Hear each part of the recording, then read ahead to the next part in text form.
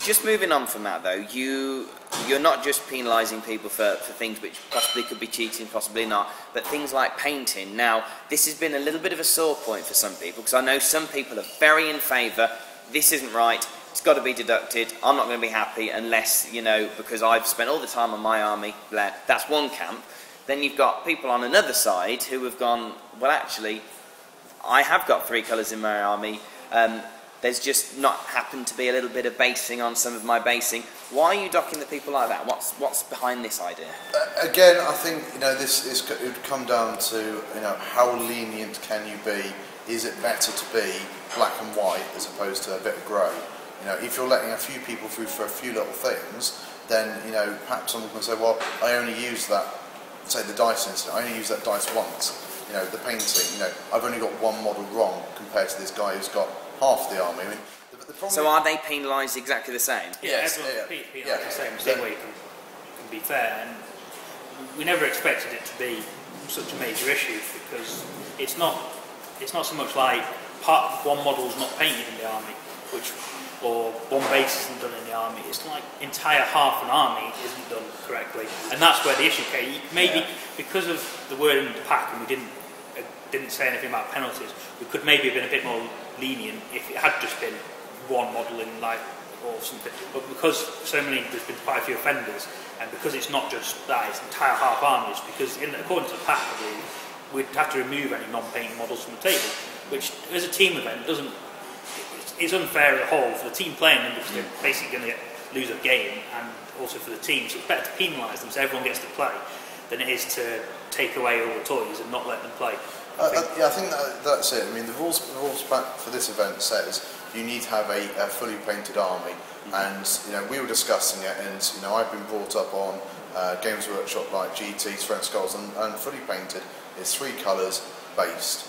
And what do you mean by based? Just to explain that, because this is where a little bit of confusion is, isn't it? Yeah, I mean, based for me is textured basing, so sand, flock, grassy stuff. Yeah, mixture thereof.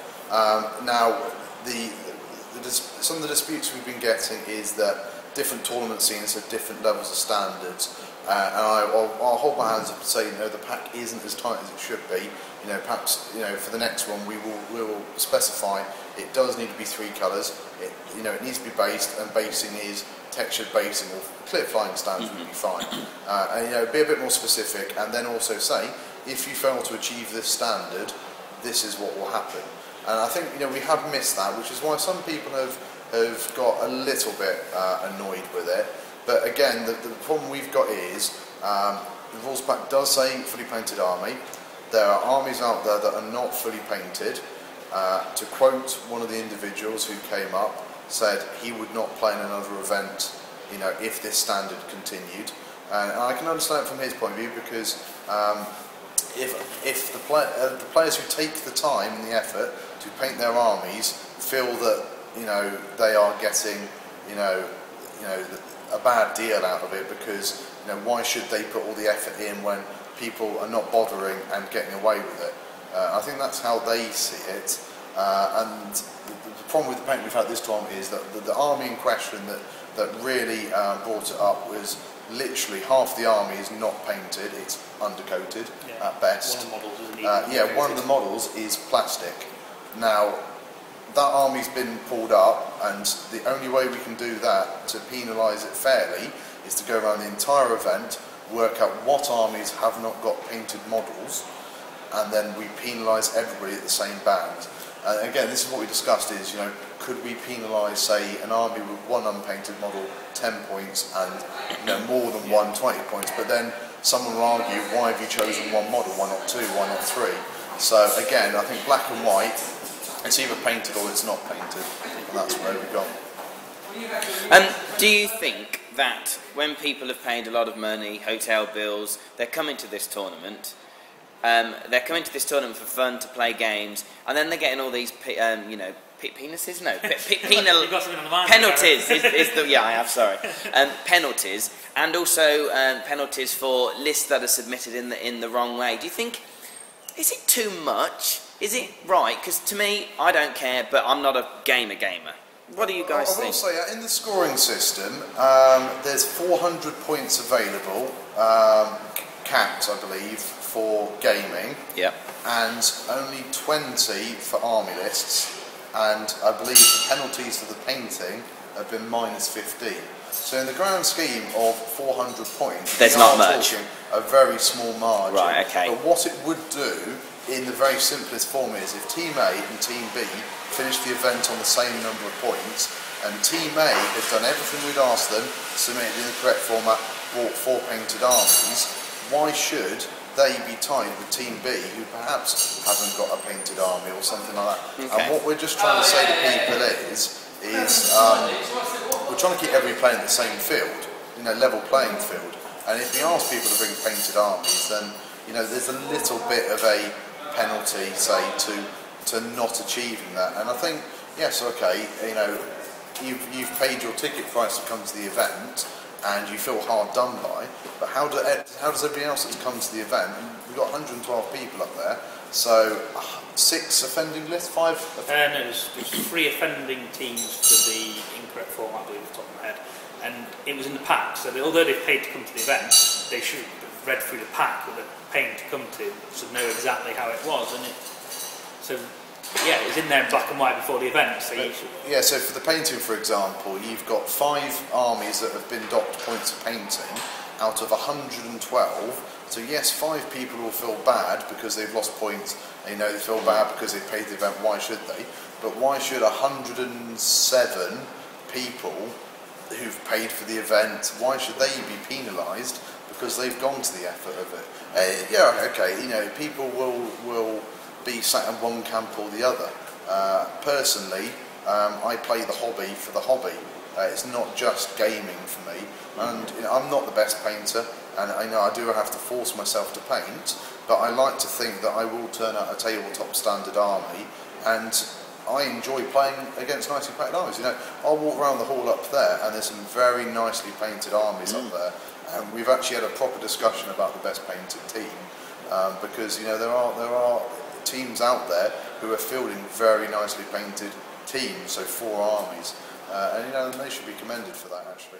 I suppose if you have got awards for best painted armies, then that's obviously the top end of the scale, so people who haven't got it down there should lose things. I understand that. It doesn't have an effect on the kind of games that I play, but I'm not a major hobbyist. But if it's in your rules pack, that's your ruling, and that's what you've got to stick to as well, and people should understand that. But you're always going to get people that disagree with rulings, always get people that are going to disagree because they've paid for the event, and it's not something that they agree to, which is why, rules queries and stuff like that, people interpret things in different ways, and some of the people had maybe been to tournaments where, by not having a bit of flock on the bottom of their base, it didn't matter. So, as long as you stick by it, it's your calling. It is. I know from my... You've been docked, haven't you, sister? Once? Yeah, and at the end of the day, I run my events, and everyone knows that painting is usually quite strict in that following the letter of what it says. And when I got docked at an event recently I was at, I just nodded and agreed and got on with it, because I know from my point of view as a TO, once that decision's been made, you can't really go back on it unless there's a really, really valid reason. Yeah. And also, it's the TO's decision and their discretion. And that's the one thing I must say for my next event, Call to War, it's been amended, the painting, to be as easy to follow as possible. So, as far as I've always been concerned, every player should get the full points, and this year I've got someone working on a couple of example models which are going to be in the pack when I get them, and we've rewritten the wording again to hopefully make it so simplistic that everyone will get the points. So all you literally need, we want is basic army. We don't want Ben Johnson style lovely painted army. We want just a nice standard gaming top standard, no matter how good you are at painting, as long as you put out an army that isn't just undercoated or something. That's what we want to see.